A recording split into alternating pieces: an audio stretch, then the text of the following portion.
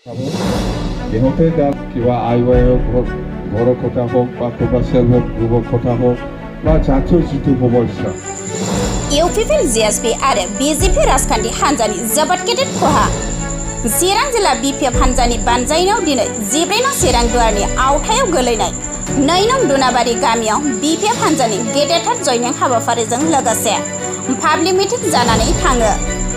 बे हाबाफारियाव बिपिएफ राजखान्थिनि आदरस'खौ मोजां मोननानै 14 नं चिरां दुवारनि आरो 13 नं समजथनि इउपिपिएल GSP आरो BJP दलनि सोद्रोमाफोरा गासै सा 932 सुबुंफोरा गाजा गोमजायै जयनिं जायो।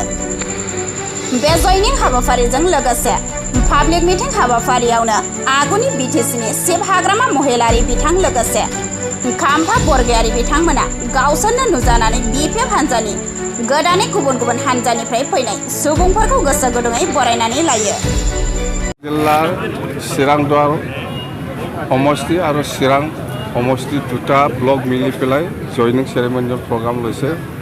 ইয়াত জয়নিং সেৰেমনিয়েল যিটো প্ৰগ্ৰাম ইয়াত ইউপিপিএল BJP আৰু GSP বা কংগ্ৰেছ সব মিলাই পেলাই 900তকৈ বেছি আজি আমাৰ বিপিএফ দলত যোগদান কৰিলে আৰু খুব ভাল প্ৰগ্ৰাম হৈছে।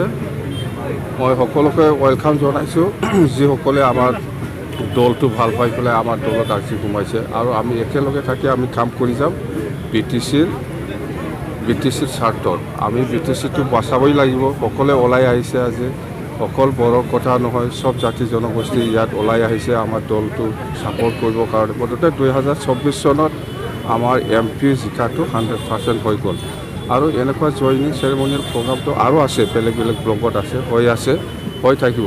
মুঠতে এইবাৰ বিটিচি ইলেকশ্যন শেষ হোৱাৰ পিছতে ইউপিপিএল দলটো নাথাকিব নিচিনা লাগি আছে। মই যেনেকুৱা সোমাই আছে পাব্লিকে, সব জাতি জনগোষ্ঠীয়ে বিশ্বাস কৰি পেলাই ইউপিপিএলক ছাপোৰ্ট কৰিছিল আগত, কিন্তু এতিয়া 3 বছৰতে প্ৰমাণ হৈ গ'ল যে ইউপিপিএলে একো কাম নকৰে আৰু কৰাও দেখা নাই আৰু ভৱিষ্যতো নকৰিব।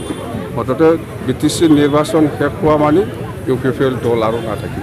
বিটিচিৰ এগৰাকী ইএমক আপুনি উচ্ছেদৰ কথা কৈছে। এইটো ফেৰেংগাৰ কথাটো মই কৈছে হয়। তাৰমানে ফেৰেংগায়ে 2003 চনৰ 10 ফেব্ৰুৱাৰীত ফেৰেংগাই ইয়াত নাছিল, বিটিচিত নাছিল। আমি যেতিয়া চুক্তি কৰিছিল এই সময়ত সি বিটিচিত নাছিল, সি ধেমাজিৰ মানুহ, ধেমাজি জিলাৰ মানুহ। সি 2008 চনতহে সি আমাৰ বিটিচিত সোমাইছে বুলি আমি জানো। মুঠতে উচ্ছেদ অভিযান মানে আজিৰ দিনত প্ৰমোদ বড়োৱে যিসকলক উচ্ছেদ কৰিবৰ কাৰণে নটিচ দিয়া আছে, এইটোতো কোনো যুক্তি নাই। ইহঁতে সব 2003 চনৰ 10 ফেব্ৰুৱাৰী আগত পৰাই আছে।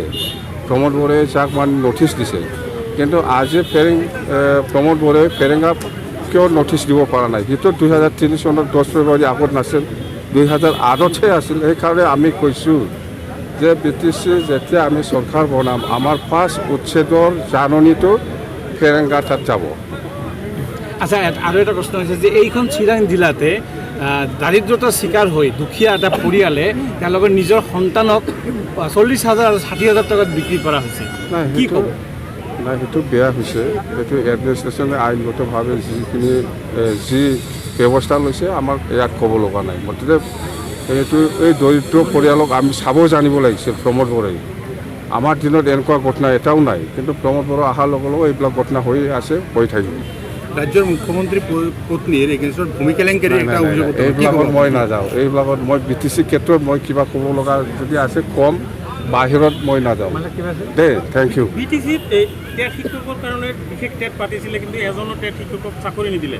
বিটিচিত বিশেষ টেট শিক্ষকৰ তেওঁলোকে আদালতৰ কাষ কৰিবলগীয়া হৈছে, আন্দোলন কৰিবলগীয়া হৈছে। নাই, আমাৰ দিনত স্পেচিয়েল যিটো টেট লৈছিলে আমি সেইটো টেম্পৰাৰী হ'লেও এবজৰ্ব কৰিব পাৰিছে। এতিয়া প্ৰমোদ বড়োৱে কি কৰিছে কৰা নাই মই নাজানো। মুঠতে বিটিচিত স্পেচিয়েল টেট পাতি পেলাই আমি বহুত ল'ৰা ছোৱালীক চাকৰি দিব পাৰিছে আৰু আমি চৰকাৰ অহাৰ পিছত যিসকলে চাকৰি পোৱা নাই সিহঁতক আমি দিবৰ কাৰণে ব্যৱস্থা কৰিম। আমাৰ ক্ষমতা আছে, আমি দিম দেই।